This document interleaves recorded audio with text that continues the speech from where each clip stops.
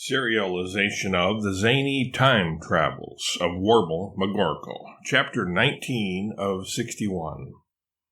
Warble blames elephant extinction on George Washington. Aren't you being a little hard on the fellow, Warble? Jacques asks. After all, if George Washington hadn't invented the peanut, we wouldn't have peanut butter sandwiches, peanut clusters, Reese's peanut butter cups, peanut butter cookies, the classic songs Peanut Butter and Eatin' Goober Peas, the comic strip Peanuts, the Black-Eyed Peanuts.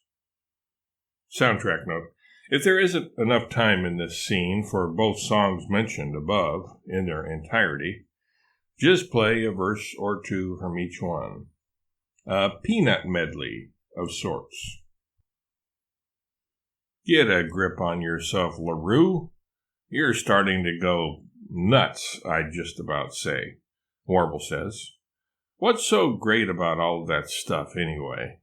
Those negligible, superfluous products and highly debatable contributions to our culture you so irrelevantly mentioned certainly don't make up for all the mayhem the old fossil caused by introducing peanuts to the scene. You know, LaRue, Warble continues, pointing at the fitness trainer and using his most serious tone, a lot of people have been killed by peanuts down through the ages. You mean people who were allergic to them? Mullah sagely guesses. Allergic to peanuts? Who ever heard of such a cockamamie hypothesis? Warble scoffs. No? I'm talking about the great peanut wars that were fought in the Middle Ages. Those who preferred Spanish peanuts declared war on all the people who opted for Virginia peanuts. All of Europe became a bloody battlefield. Even the children from Spain and Portugal got involved, driving all the Virginia peanut fans clean out of Iberia and over into Turkey. But those were Europeans. We don't really care about them much. The key point is, Americans have been deleteriously affected by the aforementioned ill-advised invention, too. The peanut envy caused at circuses and baseball games, when some people have salted in the shell peanuts, and others don't have any at all, has been far worse than those wars I touched on. But that's not all, Warble continues, jutting a finger into the air, really warming to his task now.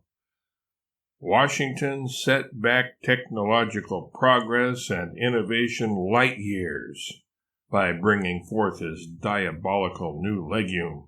Ha! Who ever heard of a nut that doesn't grow on trees anyway? It's a crime against nature. A nut growing out of the ground. Warble jeers, laughing derisively. What sort of perverted, deviant, wicked, twisted mind could come up with such a thing? If God had meant nuts to grow out of the ground, he would have invented the peanut himself. All right, Warble, Marianne challenges, arms folded. I'm waiting to hear how Washington set technology back by inventing, as you say, the Arachis hypogea. Don't put words in my mouth, Miss Trench. You should have been a shyster lawyer or perhaps a congressman. As I so plainly stated, it was the peanut, not the hydroponic arachnid, that Washington invented. And what was George's evil conspiracy? Warble asks, rhetorically. This evil animal hater deliberately set in motion the events that would cause elephants to starve, Warble answers himself, to the edification of all present. That is in his intent, anyway. Warble begins crying crocodile tears of feigned sorrow and indignation. And since peanuts are elephants' main, and in fact sole source of nutrition, when humans ate all the peanuts, these poor, pitiful, put-upon, poached pachyderms starved to death.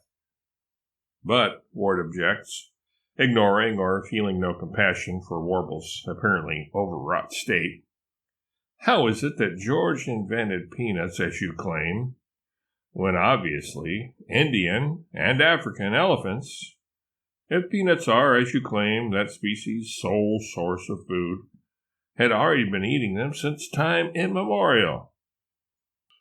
Warble sighs, exaggeratedly and exasperatedly, and wipes away a fake tear. Robespierre, Warble explains condescendingly, only humans can invent things, animals can't.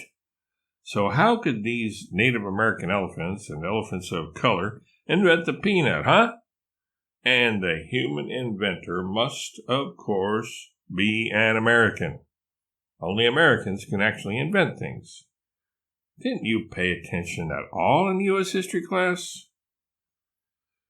So you're saying that Mexicans and Canadians can invent things, Ward reasons, also Brazilians, Colombians, Costa Ricans, Nicaraguans, Venezuelans, Panamanians, Paraguayans. No, gosh darn you, Robespierre, I said Americans.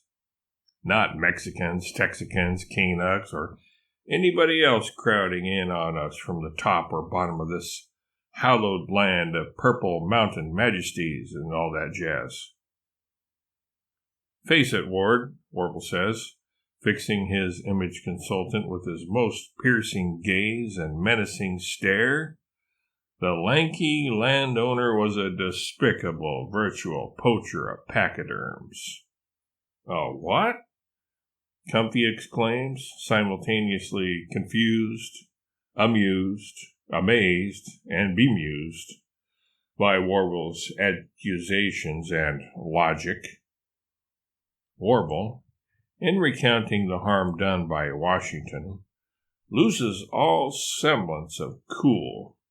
His face reddens, his jaws tighten, and he practically screams, "If not for the heartless extermination of man's best beast friend, there would have been enough elephants for everyone to have a PPA.